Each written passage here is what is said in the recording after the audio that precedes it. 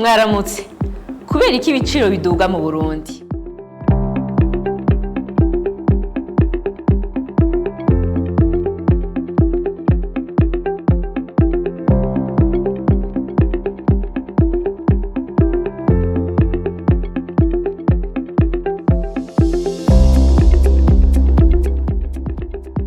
Ivyigwa vyakozwe vyerekana ko ukuduga kw'ibiciro bita inflation mu rurimi rw'igifaransa kudaterwa n'ikintu kimwe gusa. Biva ku rukwegakwegane rw'ibintu bitandukanye biba bikagira ingaruka ku biciro. Ariko imbere yo kuraba imvo zituma ibiciro biduga, twibutsanye ko inflation ari ukuduga kw'ibiciro by'ibintu n'amaservice abantu bakenera ku munsi ku munsi.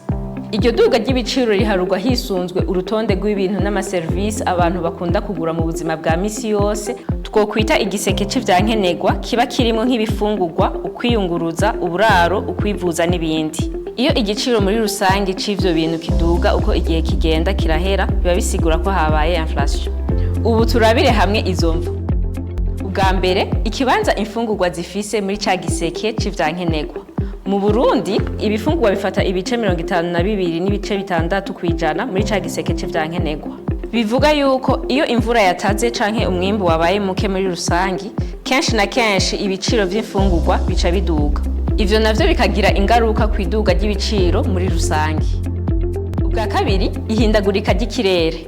Ivyigwa vyerekanye ko imyaka yabayemwo uruzuba rwinshi nko mu 2000 gushika mu 2001, mu 2004 gushika mu 2005, mu 2008 gushika mu 2009, hamwe no mu 2016 gushika mu 2017 yatumye ibiciro vy'ibifungurwa biduga cane mu Burundi. Nk'akarorero, mu mwaka wa 2008 ibiciro vy'ibifungurwa vyaraduze cane ku bice 32 n'ibice 7 kwijana kubera uruzuba hamwe n'iduga ry'ibiciro ku rwego rw'isi. Ubwa gatatu, ugukenera cyane ibiva hanze y'igihugu. Hari ibintu vyinshi Burundi bukoresha canke bugikeneye mu guhingura biva hanze y'igihugu.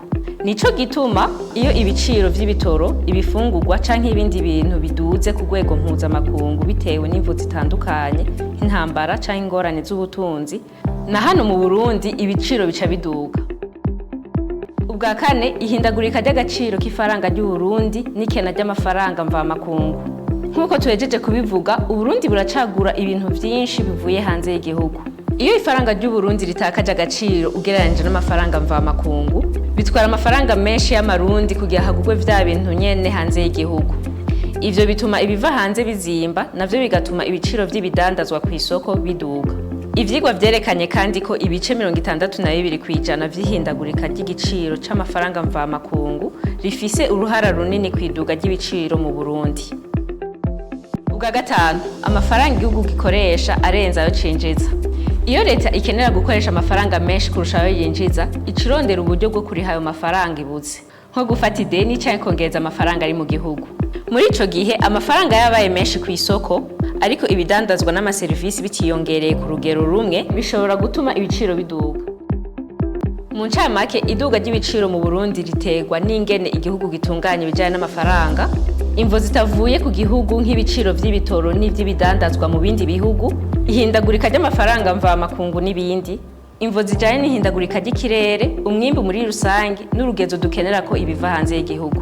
Izi ni zimwe mu mvo zituma ihindagurika ry'ibiciro mu Burundi. Tukaba tuzikesha umwihwezo wakozwe na Gislin Irumva, umuhinga mu bijanye n'ubutunzi.